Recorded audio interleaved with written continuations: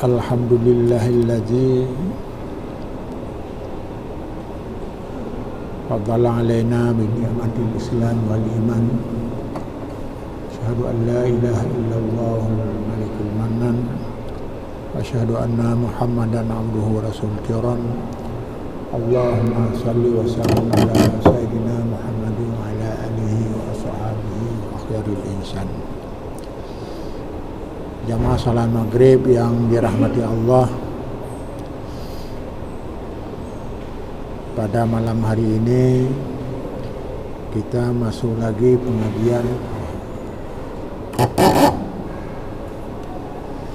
pengajian kita yang pada awalnya yaitu tentang keindahan syariat Islam yang di dalamnya berisi dengan maqasidus syariah, tujuan daripada syariat Islam, dan beberapa prinsip syariat Islam dalam menghadapi berbagai tantangan zaman.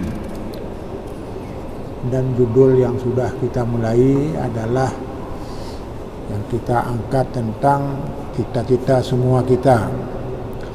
Lebih-lebih ada kesan selama ini bangsa kita tidak ketinggalan Aceh, ingin masa depan lebih baik.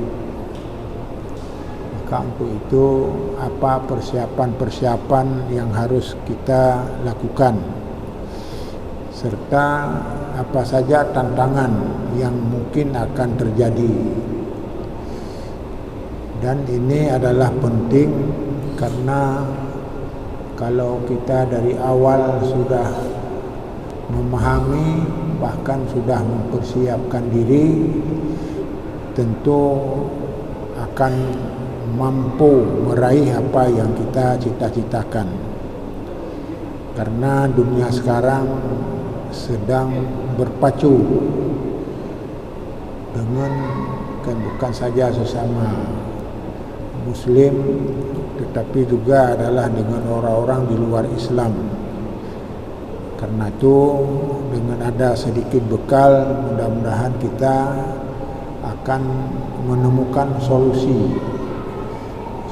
dalam menyikapi masalahnya, serta akan menempatkan kita pada satu kesimpulan yang tepat, yang sehingga kita tidak terombang-ambing dengan perkembangan zaman, dan sekaligus kita memantapkan diri sebagai hamba Allah yang beribadah kepadanya dan akan mempersiapkan diri untuk bertemu dengannya.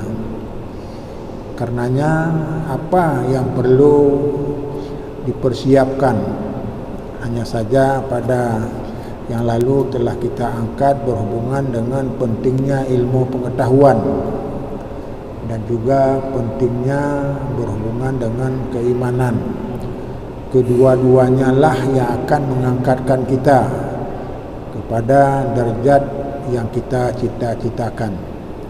Yarfa'ullahu alladzina amanu minkum wa utul ilma darajah.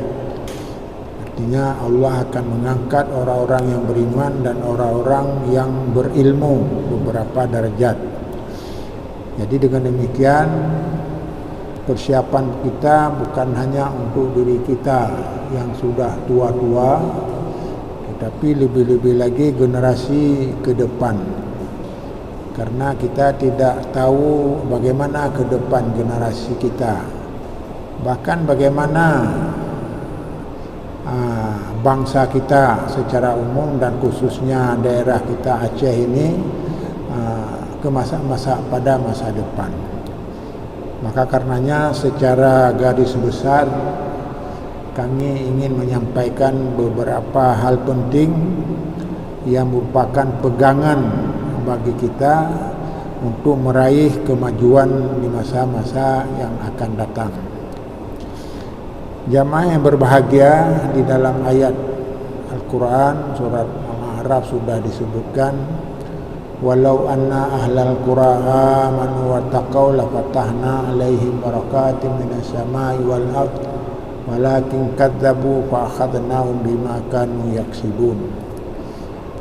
Andai kata penduduk suatu bangsa, suatu negeri benar-benar beriman, benar-benar bertakwa, maka bangsa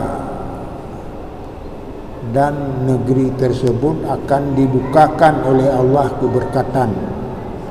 keberkatan minas sama dari langit, atau keberkatan yang lahir muncul dari bumi atau dari tanah. Akan tetapi banyak orang yang menyimpang, atau dengan istilah kasarnya tidak percaya. Maka itulah menyebabkan Allah akan memberi hukuman karena ketidakpercayaannya itu. Jamaah yang berbahagia, tentu saja ayat ini sangat umum. Akan tetapi ayat ini sudah membuktikan di samping sifatnya umum dan berlaku umum, tetapi juga dalam praktek, dalam fakta di lapangan benar bahawa suatu negeri akan lebih maju menurut izin Allah apabila kita benar-benar beriman. Karena orang berimanlah yang akan diangkat martabat oleh Allah, dan orang yang berpengetahuanlah yang akan diberi tempat di dunia ini. Karenanya jamaah yang berbahagia, tentu saja ini yang menjadi pegangan. Kalau tadi ada pernyataan bagaimana memperoleh masa depan, maka dari sekarang kita berusaha, terutama pada diri kita sendiri, kepada generasi yang akan datang, untuk memikirkan dua hal pokok. Yang pertama, keimanan, atau istilah lain dengan agama. Kalau agama ini kita lupa, yang kita anggap pada awalnya tidak ada masalah, karena memang agama itu hak pribadi, hak sendiri dan sebagainya. Akan tetapi lama kelamaan prinsip ini akan berkembang sehingga kita berpendapat bahawa agama ini tidak sahnya lagi, karena agama itu adalah perjuangan 14 abad yang lalu, sedangkan sekarang zaman modern. Maka itulah jamaah yang berbahagia diingatkan oleh Allah untuk tidak melupakan ini. Yang pertama beriman, dan yang kedua bertakwa. Jamaah yang berbahagia, masalah iman ini sudah jelas karena sudah didatangkan Rasul, dan Rasul pun telah menyampaikan kepada umat, dan ternyata juga sudah sangat berhasil. Bada'al Islamu ghariban sayaudu ghariban kama bada. Islam itu datang sedikit demi sedikit dari Rasulullah seorang diri, tapi bertambah satu demi satu sehingga berkembang seluruh dunia sekarang ini. Dan semakin berkembang semakin yakin juga bahawa agama Islam adalah solusi yang tepat dalam mengatasi permasalahan zaman. Kalaulah sekarang ada masalah-masalah dunia seperti Palestina dan Israel, ini adalah sudah menjadi sunnatullah dari sejak dulu. Mereka berdua ini selalu dalam keadaan ribut, dan tentu Allah sangat tahu siapa yang layak diberi kemenangan dan sebagainya. Jamaah yang berbahagia, maka dalam kaitan ini pertama-tama yang perlu kita ingat bahawa jangan sekali-kali menganggap remeh bidang agama ini, karena ada kesan bukan saja di Indonesia, di dunia ini sudah ada upaya-upaya dalam zaman modern ini, zaman teknologi. Tadi agama harus ditinggalkan kalau ingin maju. dan sebagainya. Dan inilah sebenarnya yang perlu kita cermati. Itu adalah sangat salah. Kenapa sangat salah? Karena agamalah yang diingatkan oleh Rasulullah sallallahu alaihi wasallam adalah sangat pokok dalam pedoman kita di dalam kehidupan dunia ini. Bahkan ada peribahasa menyatakan sehingga sudah populer, syarrun nasi may yahdumu dinahu. Sejahat-jahat manusia yang ya Allah yang telah melupakan agamanya. Dan yang lain lagi, syarrun nasi man la yubali ayyarahum nasu musian. Dan sejahat-jahat manusia juga yang tidak melihat manusia itu, membiarkan manusia itu melakukan kejahatan. Artinya ada zaman manusia itu yang termasuk sangat jahat. Ketika dunia ini sudah berkembang, maka lupa daratan, sehingga menyebabkan mereka mengabaikan bidang agama, bahkan ada rencana menghancurkannya. Jadi karena itu inilah yang menjadi pokok dan inilah yang diungkapkan dalam hadis Rasulullah sallallahu alaihi wasallam, Rasul amril al-Islam wa imaduhu as-salah wa samaratuhu jihadun fi sabilillah. Yaitu induk pokok semua urusan adalah agama. Hal ini adalah agama Islam. Dan tiangnya adalah salat. Puncaknya adalah berjuang pada jalan Allah. Ini tiga yang harus dipegangi sesuai dengan perintah Rasulullah sallallahu alaihi wasallam. Berhubungan dengan Rasul Amri yang pertama, agama, ini sudah dikembangkan karena perkembangan dari masa ke masa ada yang hal sedikit berubah. Maka sekarang para sarjana muslim setelah mengupayakan memperkenalkan Islam secara lebih jauh. Di antaranya Islam itu apa, tujuannya apa saja yang menjadi prinsip dalam Islam. Apakah prinsip-prinsip itu cocok dengan kebutuhan zaman? Maka sudah dijawab oleh para ulama Islam di dalam berbagai penjelasan, bahkan dalam beberapa kitab yang dikarang khusus tentang ini, yaitu Maqasidus Syar'iyyah. Jamaah yang berbahagia,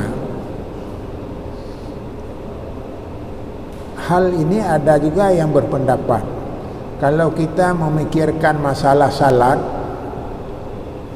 sementara orang lain sudah maju lebih jauh, kita hanya dari rumah ke masjid dan sebagainya, ini kapan kita akan mampu bersaing dengan negara-negara yang lebih baik, dengan negara yang lebih makmur? Apakah dengan masjid itu bisa menghasilkan? Maka inilah sebenarnya pendapat yang keliru. Justru roh agamalah, atau dengan istilah lain, melalui prinsip-prinsip agamalah kita akan lebih maju.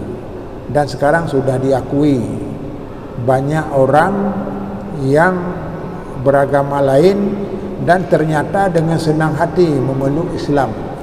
Bahkan ada yang satu masjid atau istilahnya satu gereja. Ini pertanda bahwa kebenaran Islam telah teruji dan juga telah dinyatakan oleh Dr. Gustav, jadi sudah lupa namanya, yang kemarin sudah diangkat, yang menyatakan bahwa saya sangat yakin bahwa Islam itu mampu menjawab kebutuhan zaman. Jadi dengan demikian, jamaah yang berbahagia, kita tidak perlu berlama-lama lagi tentang ini. Pertama, harus kita yakin bahwa kita sangat aman kalau kita benar-benar menjaga agama dan nilai-nilai agama. Dan kita juga harus yakin bahawa generasi ke depan harus dipersiapkan, karena tanpa dipersiapkan maka bukan saja agama tidak lagi diamalkan oleh generasi yang akan datang, tetapi juga agama ini seperti mau dijual saja. Apa mana mau dijual? Bagaimana, siapa yang mau menjual agama ini? Siapa yang mau? Orang Islam juga tidak mau, apalagi yang lain. Makna menjual agama yaitu lebih mengutamakan kepentingan dunia dari kepentingan agama.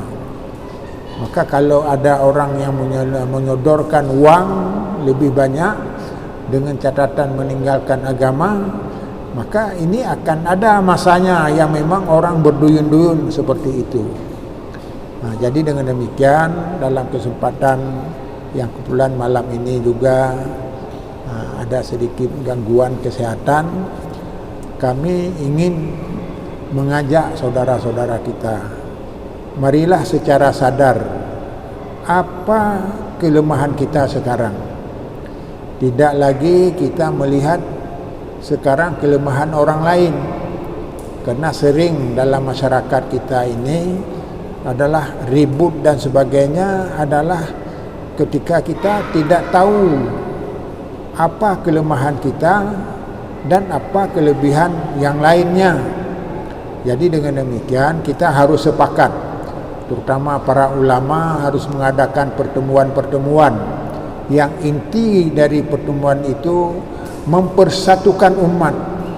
Dan inilah yang disebut dengan beberapa prinsip dalam ajaran kita, yaitu paham ahli sunnah wal jamaah. Ahli sunnah wal jamaah pada hakikatnya adalah mengajak kita untuk bersatu dalam sebuah pegangan. Jangan ada pegangan-pegangan yang menyebabkan sesat. Lebih-lebih sekarang ini yang kita tidak menduga, ada orang yang labelnya agama akan tetapi arahnya menghancurkan agama. Nah, jadi inilah yang perlu diantisipasi pada zaman sekarang. Dan yang terakhir kata Rasulullah SAW yaitu wasamaratu jihadun fisabilillah. Dan yang terakhir puncaknya adalah berjuang pada jalan Allah. Artinya seseorang muslim itu harus ada bekal yang perlu ditanam di samping menjaga agama dan penjabarannya melalui salat. Maka salat jangan dianggap remeh. Bahkan pada masa sekarang orang sudah lupa tentang salat jamaah misalnya. Harus digalakkan kembali jamaah. Kita semua hadir ke munasah, ke masjid untuk melakukan bersama-sama. Kenapa? Karena apa yang dijanjikan oleh Allah itu akan lahirlah kemakmuran, baik yang datang dari langit dan yang tumbuh dari bumi. Jadi kapan? Ketika kita menjaga prinsip ini. Sebaliknya kalau ini kita lupakan, berarti kita tidak ada bahagian dalam agama ini, agama kita ini tidak ada andil. Kata Sayyidina Umar, man taraka salata la hadza fil Islam. Orang yang meninggalkan prinsip-prinsip pokok ini yaitu salat, maka dia tidak ada andil apa-apa dalam agama kita ini. Jamaah yang berbahagia, dalam penjelasan salat ini memang seolah-olah perlulah upaya, apakah digagaskan oleh Majlis Ulama, apalagi yang memang pemerintahlah sebagai pendukung, supaya semua masjid, semua menasah harus dihidupkan jamaah. Kenapa? Inilah awal kebangkitan. Kalau kebangkitan seperti ini, maka Allah akan memudahkan menurunkan rahmat yang luar biasa. Bahkan hadis Nabi menyatakan, al-mashi ilal jamaah kan nujumi fi ahli sama. Orang yang menuju melakukan salat jamaah, maka bagaikan bintang. Orang itu bagaikan bintang dalam penghuni langit. Jadi orang langit itu melihat ke bumi, yaitu orang-orang yang salat jamaah, yang pergi salat jamaah itu seperti bintang. Jadi karenanya mulailah secara bertahap. Hanya saja mungkin kalau di daerah-daerah sudah menjadi syarat, sudah diwajibkan salat berjamaah, meskipun ada juga anak-anak yang nakal mencoba membiarkan, tapi lazimnya diberi denda, yang sehingga orang itu terikat juga kepada pada melakukan salat. Jamaah yang berbahagia, fisabilillah, jihad fisabilillah ini ada orang sering menerjemahkan hanya perang. Maka prinsip Islam itu perang, bukan demikian. Jadi perang ada syarat-syarat berperang. Kalau diganggu agama kita, diganggu negeri kita dan negara kita juga seperti itu. Tidak boleh negara kita dijajah oleh negara-negara lain dan sebagainya, dan kita tetap berpedoman. Apalagi Indonesia ini sudah sangat kokoh dengan beberapa prinsip dasar, yaitu berhubungan dengan Pancasila sebagai dasar negara, undang-undang dasar dan sebagainya. Maka itu sudah menjadi pegangan pokok yang menyelamatkan kita. Karena itu kalau kita ingin berbuat sebanyak-banyaknya, berjuang sebanyak-banyaknya, seluas-luasnya, maka jangan melupakan prinsip ini. Dan ini adalah sangat penting karena kita tidak mudah dituduh. Karena embel-embel agama ini sekarang mudah dituduh dengan berbagai aliran-aliran lain. Saya tidak mau membaca satu persatu, tapi terasa bahwa Islam ini digiring supaya terjun dalam hal-hal yang bertentangan dengan agama kita sendiri. Bahkan ada orang yang bertanya tentang kami, tentang di masjid kami, apakah ini aliran aliran ISIS, aliran macam-macam lah, yang kita sendiri ya memang yang tidak memahami apa yang ditanyakan itu menjadi bertanya-tanya kenapa ini diangkat.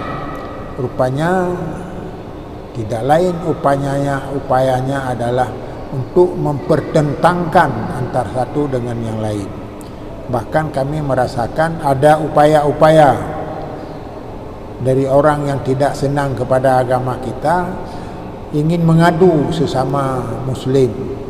Bahkan saya sendiri melihat di dalam YouTube itu yang para ulama kadang-kadang berbicara tidak wajar, sedangkan mereka itu adalah ulama dan sebagainya.